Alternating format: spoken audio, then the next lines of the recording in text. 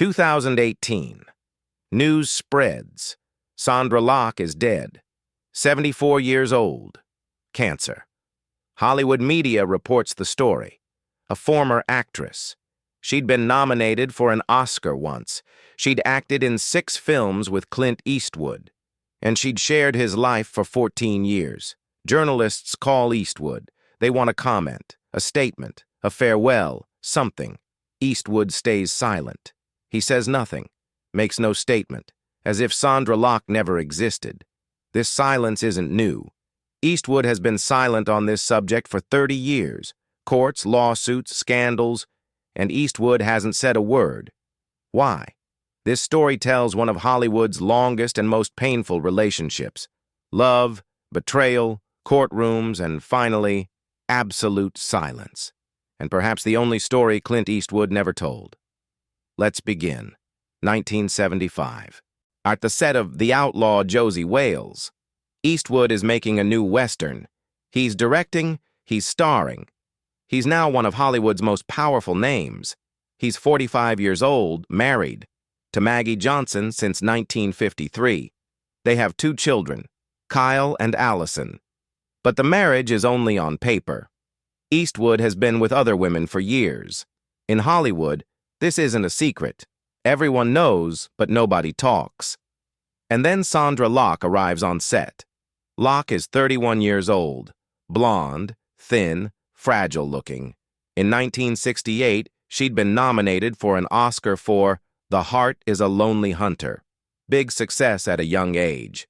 That film was special. Locke played a young girl trying to communicate with a deaf man. Her performance was impressive. Critics discovered her. She was going to be Hollywood's new star. Oscar nominee at 24. This rarely happens. But the following years had been hard. Big roles hadn't come. Her career had stalled. In Hollywood, this happens often. Young talents shine, then fade. Nobody knows why. Luck, wrong decisions, or just the cruelty of the system? For Locke, maybe a bit of all 3. Now she's on set for a small role in Eastwood's film. Eastwood felt something the moment he saw her.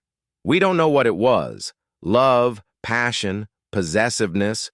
Eastwood never told. But after the film wrapped, Locke didn't leave. And she wouldn't leave for 14 years. The relationship deepened quickly. Eastwood put Locke in his next film. The Gauntlet. Then the next one. Every Which Way But Loose. Then Bronco Billy. Then Sudden Impact. Then Rat Boy. 6 films together, over 10 years. These films were commercially successful. Every Which Way But Loose grossed over $100 million. Eastwood doing comedy with an orangutan. And Sondra Locke beside him. But critics were harsh on Locke. She fades next to Eastwood, they said. Just a pretty face, they said. Limited talent, they said. These criticisms hurt Locke. But what hurt more was Eastwood's silence. Eastwood never defended Locke. In interviews, he didn't talk about her talent. He didn't praise her, didn't elevate her, didn't protect her. He just put her in his films and took her into his home. Locke explained years later, "We never talked about work off set. He was the director, I was the actor. When we came home, the roles didn't change. He was still the boss." This power imbalance was the foundation of the relationship. Eastwood was 14 years older, much richer, much more powerful. And Locke's career was completely dependent on him. Was this a healthy relationship? If you asked Locke, no. If you asked Eastwood, Eastwood wouldn't answer. Locke became Eastwood's partner on screen and his partner in private life. But there was a problem. Eastwood was still married. He wasn't divorcing Maggie. We don't know why. Maybe financial reasons. Maybe habit. Maybe Eastwood never wanted to fully commit. Locke accepted this situation, at least at first. She moved into Eastwood's Bel Air home. She started living with him, but officially she was nothing. Not a girlfriend, not a wife, just there. And Locke started making sacrifices, things that would come out years later in court. Locke got pregnant twice, had 2 abortions, at Eastwood's request according to Locke's claims, and then she had a permanent procedure. She would never be able to have children again. Why? According to Locke, Eastwood didn't want children. He already had 2 kids. He didn't want more. Eastwood never responded to these claims. Never. But there are documents, there are court records, and there are Locke's painful statements. This relationship from the outside looked like a Hollywood fairy tale, powerful director and beautiful actress, making films together, living together, walking side by side on red carpets. But inside, Locke explained years later, Eastwood was controlling, jealous. He didn't want Locke working with other directors. He wanted to control Locke's career, and Locke allowed it because she was in love, because she was dependent, because she thought she had no other choice. 14 years passed like this, and then 1989 came. One day Eastwood came home and told Locke something. It's over. That's it. No explanation, no argument, just 2 words. And then he changed the locks. When Locke came home, the door wouldn't open. Her key didn't work. Eastwood had thrown her out of the house. Without even getting her belongings, they'd lived together for 14 years, and Locke became homeless in one day. Locke never forgot this moment. Even years later, when she talked about it, her voice trembled. 14 years, she said. I gave him 14 years of my life, and one day, without any warning, he shut the door in my face. Why? Eastwood never explained, but rumors spread. There was another woman, Frances Fisher, actress. They'd met on the set of Eastwood's new film Pink Cadillac, and this wasn't the first time. There had always been women in Eastwood's life. So throughout his marriage, throughout his relationship with Locke, always. Roxanne Tunis. She'd been in Eastwood's life since 1959. She'd had a daughter with him, Kimiko. Eastwood had kept this secret for years. Jocelyn Reeves, in the 1980s, 2 children, Scott and Catherine. Eastwood had these relationships while married and while with Locke. This information came out over the years. Eastwood never openly acknowledged any of it. But there are children. There's DNA. There are facts. When did Locke learn about these? We don't know. Maybe she knew and ignored it. Maybe she didn't know and was shocked later. Maybe she partly knew but didn't see the full picture. Relationships are complicated. Hollywood relationships are even more complicated. Had Eastwood left Locke for Fisher? Maybe. Or maybe Eastwood was just bored. 14 years is a long time. And Eastwood's record on loyalty wasn't stellar. Locke was devastated. Her career was over. For 14 years, she'd only acted in Eastwood's films. She had no other connections, no other relationships. She had no money. She lived with Eastwood, but nothing was in her name. The house was Eastwood's. The cars were Eastwood's. Everything was Eastwood's. And now she had nothing. Locke hired a lawyer and filed a lawsuit, a palimony lawsuit. Financial support claims when partners in non-marital relationships separate. Legal in California. Locke asked Eastwood for $70 million. The allegations were heavy. She'd sacrificed her career for 14 years. She'd lost her chance to have children at Eastwood's request, and now she'd been thrown out on the street with nothing. Eastwood's lawyers counterattacked, and they said Locke was already married to a man named Gordon Anderson since 1967. This was true, but it was complicated. Locke was married to Anderson, but their relationship wasn't romantic. Anderson was gay. The marriage was a friendship arrangement, not a love marriage.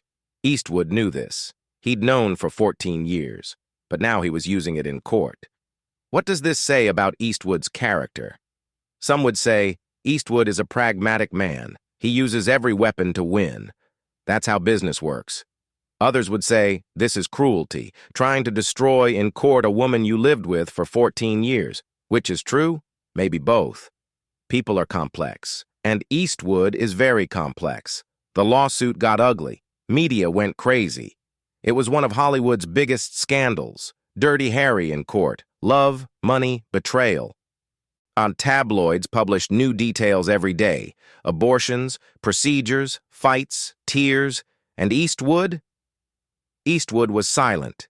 He gave no interviews, made no statements. His lawyers spoke, he didn't. Was this silence strategic? Or could Eastwood genuinely not find anything to say? We don't know. Eastwood never told. In 1990, the lawsuit ended in a settlement. Details were kept confidential, but according to information leaked to the press, Eastwood had offered Locke something, a directing deal with Warner Brothers. Locke would direct her own films. The studio would support her. Her career would restart. Locke accepted. The lawsuit was dropped, but the story doesn't end here. 3 years later, in 1993, Locke filed a new lawsuit. The Warner Brothers deal was fake, she said. Locke had submitted projects for 3 years, 30 projects, and none had been approved. The studio had rejected everyone.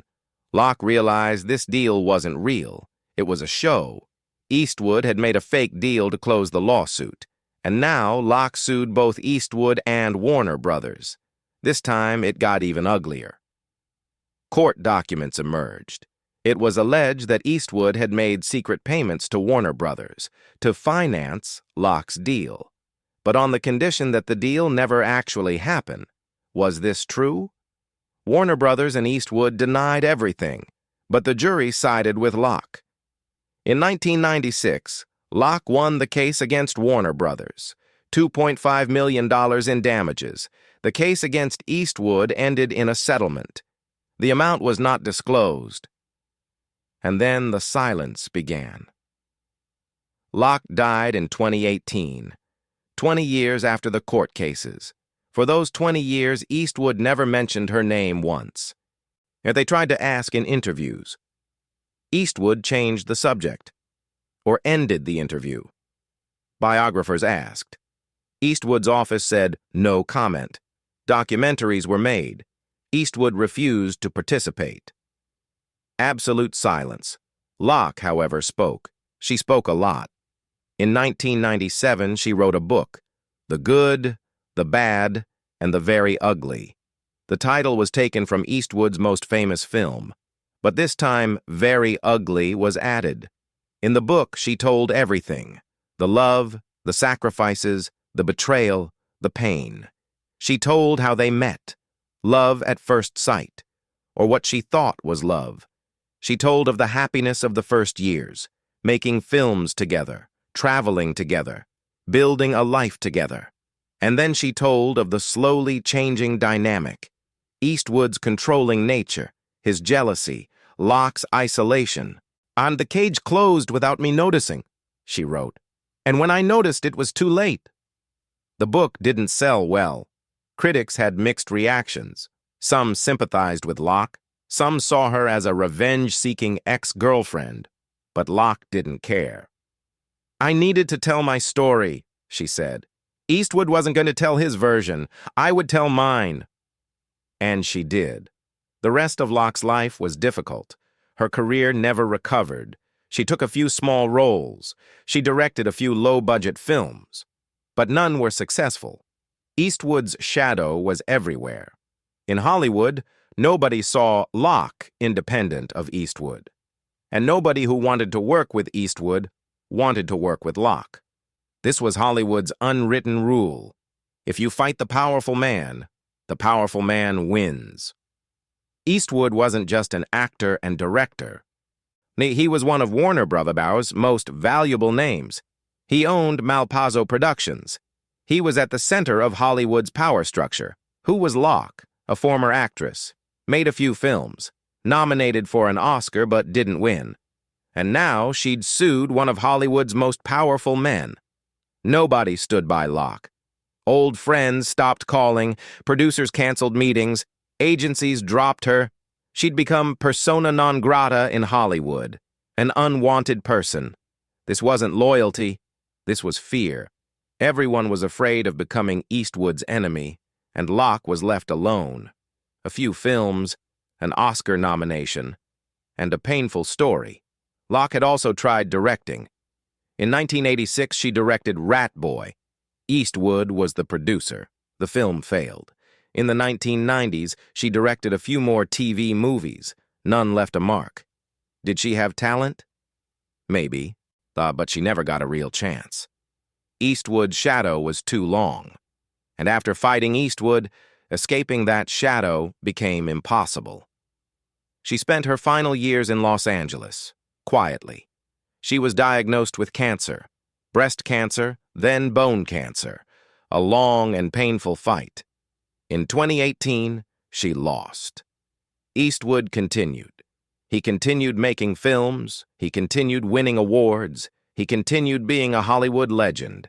Sondra Locke's name was almost forgotten, until content like this video reminds people of her. Now I need to ask you a difficult question. Who's right in this story? Locke, the woman who dedicated her life to Eastwood, then was thrown out on the street? Eastwood? Maybe just a man who ended a finished relationship? The answer isn't simple. If what Locke told is true, Eastwood did terrible things to her. And he took away her right to have children. He controlled her career, and then threw her away like she was nothing. But Eastwood never told his own version. Maybe he has a story, too. Maybe what Locke told doesn't give the full picture. We don't know. Because Eastwood won't talk. And maybe that silence is the most disturbing thing. Throughout his career, Eastwood didn't avoid difficult subjects. In his films, he showed violence. He showed racism. He showed death. But this part of his own life? Absolute silence. How should we interpret this silence? Guilt? Does Eastwood think talking would cause more damage? Arrogance? Is Locke not worth talking about to him? Regret? Can he not find words to say? Or is it just being Eastwood, burying emotions inside, as he always did? We don't know, and we probably never will. Years later, when the Me Too movement began, some journalists brought Locke's story back into the spotlight. Locke was a Me Too victim of her time, they wrote, a victim of Hollywood's power imbalance. Maybe they were right. In the 1980s, 90s, these kinds of stories were perceived differently. Relationship issues, they said. Private life, they said. A matter between two adults, they said. Today we look differently. Power imbalance, career control, economic dependency, isolation.